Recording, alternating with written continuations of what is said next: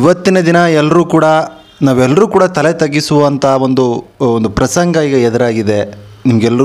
ಎಲ್ರಿಗೂ ಚೆನ್ನಾಗಿ ಗೊತ್ತಿದೆ. ಈಗ ಆ್ಯಕ್ಚುಲಿ ನೋಡ್ತಾ ಇರ್ತಕ್ಕಂಥವ್ರಿಗಾಗಿರ್ಬೋದು, ಎಲ್ರಿಗೂ ಚೆನ್ನಾಗಿ ಗೊತ್ತಿದೆ ಡಿ ಬಾಸ್ ಅವರ ವಿರುದ್ಧ ತುಂಬ ಜನ ಕಾಣದ ಕೈಗಳು ಒಂದು ತೊಡೆ ತಟ್ಟಿ ನಿಂತಿವೆ.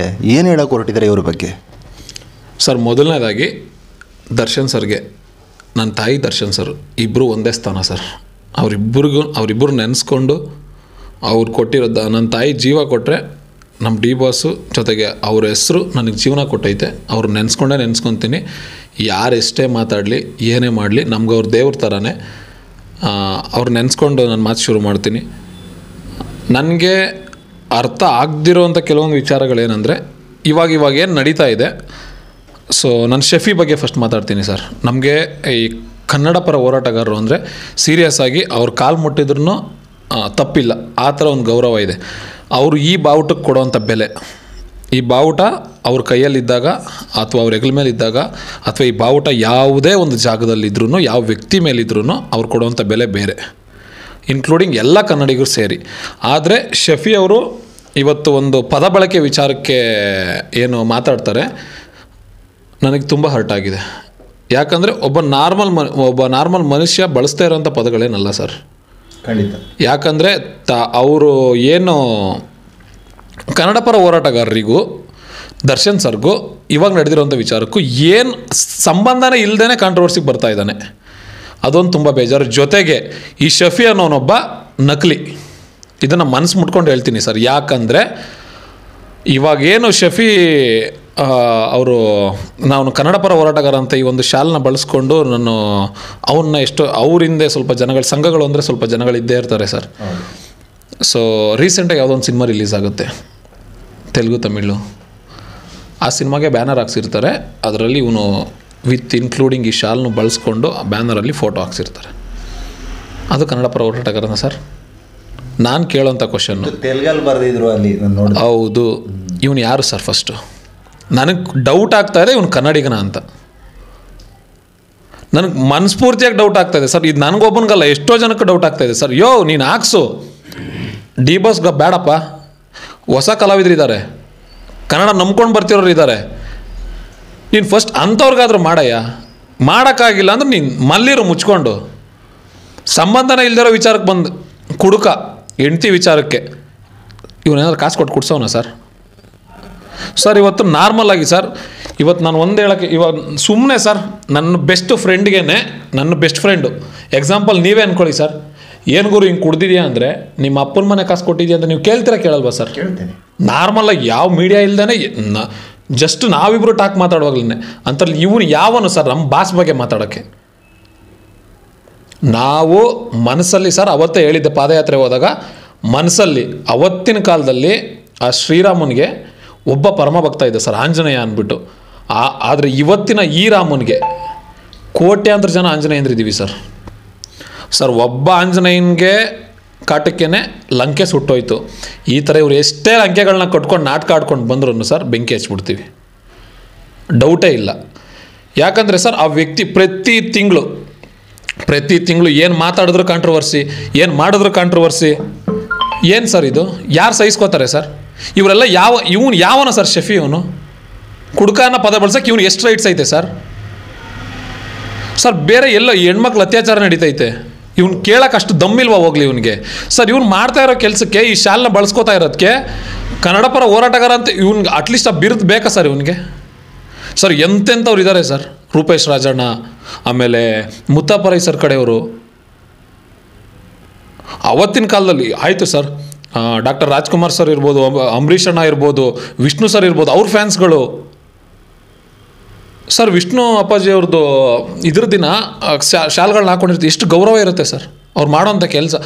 ಅದಕ್ಕೆ ಎಲ್ಲಿ ಸರ್ ಹೋರಾಟ ಮಾಡೋನು ಇವನು? ಯಾವ ಸರ್ ಈ ಬಾಸ್ ವಿಚಾರ ಬಿಟ್ಟು ಯಾರೋ 500,000 ರೂಪಾಯಿ ಕೂಡ ಎಂಜಲ್ ಕಾಸಿಗೆ ಆಸೆ ಪಡೋ ಇವನು ಪಬ್ಲಿಸಿಟಿಗೆ ಬಂದವನೇನೋದು ಬಿಟ್ಟರೆ, ಯಾವ ಹೆಣ್ಮಕ್ಳು ರೇಪ್ ಆದಾಗ ಅಥವಾ ಯಾವುದೋ ಒಂದು ವಿಡಿಯೋದಲ್ಲಿ ಅಥವಾ ಯಾವ ವಿಚಾರದಲ್ಲಿ ಧ್ವನಿ ಎತ್ತವನೇ ಸರ್?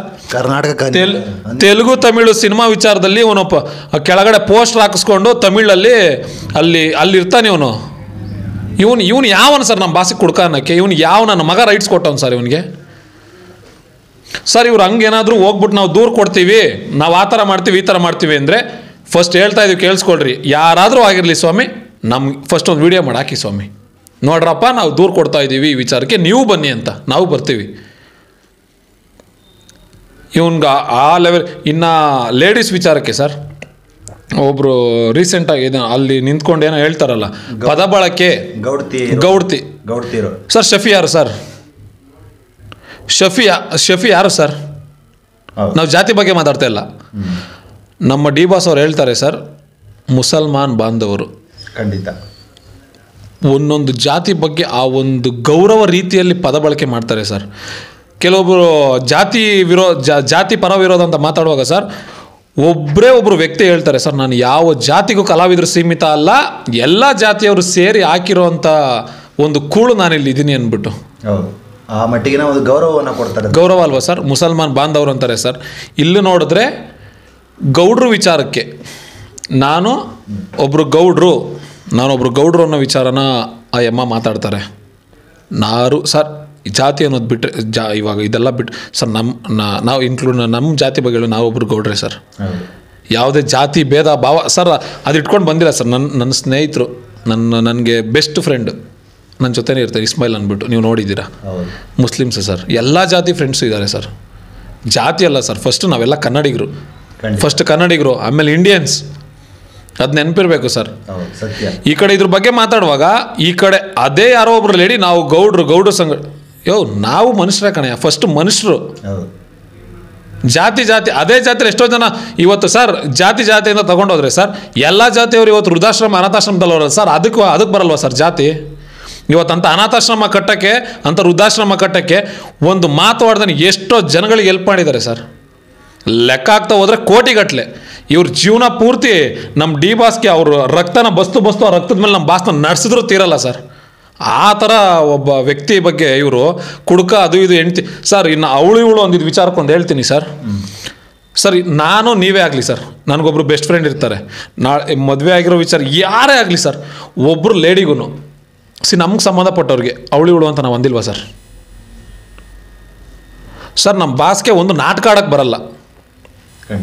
ಯಾಕಂದ್ರೆ ಇವಾಗ ಹಿಂದೆ ಅವಳು ಅಂದ್ಬಿಟ್ಟು ಮುಂದೆ ಇವರು ಅಂತ ಇಲ್ಲ ಸರ್. ಅನ್ಸಿದ್ರು ನೇರವಾಗೇ ಹೇಳ್ತಾರೆ, ರೆಸ್ಪೆಕ್ಟ್ ಕೊಡ್ಬೇಕಾದ್ರೆ ನೇರವಾಗೇನೆ. ಅಲ್ಲಿ ವಾದ ವಿವಾದಗಳಾಗಿದ್ದು ಸಿನಿಮಾ ವಿಚಾರಕ್ಕೆ ಅಲ್ವಾ ಸರ್? ಅಲ್ಲಿ ಕ್ಲಾರಿಟಿ ಎಲ್ಲಿ ಸಿಗ್ಬೇಕಲ್ಲಿ ಕ್ಲಾರಿಟಿ ತಗೊಳ್ಳೋದು ಗೊತ್ತು. ಅದೇನಾಗಬೇಕು ಅದಾಗತ್ತೆ ಸರ್. ಯಾವುದೇ ಕಾರಣಕ್ಕೂ ಸರ್ ಒಂದು ಫ್ಯಾಮಿಲಿ ಅಂದಾಗ, ಒಂದು ಫ್ಯಾಮಿಲಿ 4-10 ಜನ ಇರ್ತೀವಿ. 10 ಜನದಲ್ಲಿ ಒಬ್ರಿಗೆ ನೋವಾದಾಗ 9 ಜನ ಮಿಡಿಯೋದೇ ಬೇರೆ ಸರ್. ಎಂಟೈರ್ ಕರ್ನಾಟಕಕ್ಕೆ ಒಬ್ಬರೇ ಡಿ ಬಾಸ್. ಅವ್ರಿಗೆ ನೋವಾದಾಗ ಬಿಟ್ಬಿಡ್ತೀವ ಸರ್? ಅವ್ರಿಗೆ ನೋವು ಮಾಡೋಕ್ಕೆ ಬಿಡ್ತೀವ ಸರ್? ಒಂದಂತೂ ಹೇಳ್ತೀನಿ, ಬರ್ಡೇ ಆದಮೇಲೆ ಬರ್ಡೇ ದಿನ ಡಿ ಬಾಸ್ದು ಡೆವಿಲ್ ಲುಕ್ ರಿಲೀಸ್ ಆಗೈತೆ. ಅದರಲ್ಲಿ ನಮ್ಮ ಬಾಸು ಹೆಂಗಾಗಿ ಎನರ್ಜೆಟಿಕ್ಕಾಗಿ ಮಸ್ತಾಗಿ ಕಾಣಿಸ್ತವ್ರೆ. ಜೊತೆ ಕಾಟೇರ ಸಕ್ಸಸ್ಸು ಸರ್. ಸಹಿಸ್ಕೊಳಕ್ಕಾಯ್ತಾ ಇಲ್ಲ. ಯಾಕಂದರೆ ಸರ್ ಇವತ್ತು ನಾವು ಫಸ್ಟ್ ಯೋಚನೆ ಮಾಡಬೇಕಾಗಿರೋದು ಎಲ್ಲದಕ್ಕಿಂತ ಹೆಚ್ಚಾಗಿ ಒಬ್ಬ ಕನ್ನಡದ ಪರ ನಿಲ್ಲೋವಂಥ ನಟ, ಕಾವೇರಿ ಗಲಾಟೆಯಿಂದ ಹಿಡಿದು ಕನ್ನಡದ ಗಲಾಟೆಯಿಂದ ಹಿಡಿದು ಎಷ್ಟೋ ಜನಗಳ ಜೀವನಕ್ಕೆ ದಾರಿದೀಪ ಆಗಿರುವಂಥ ನಟನ ಬಗ್ಗೆ ಮಾತಾಡುವಾಗ ಫಸ್ಟ್ ಆ ಯೋಚನೆ ಇರ್ಬೇಕು. ಬ್ಯಾನ್ ಮಾಡಬೇಕು ಅಂತಾನೆ ಸರ್ ಲೌಡಕ್ಕೆ ಬಾಲವನು. ಬ್ಯಾನ್ ಮಾಡೋಕ್ಕೆ ಇವನು ಯಾವನು ಸರ್?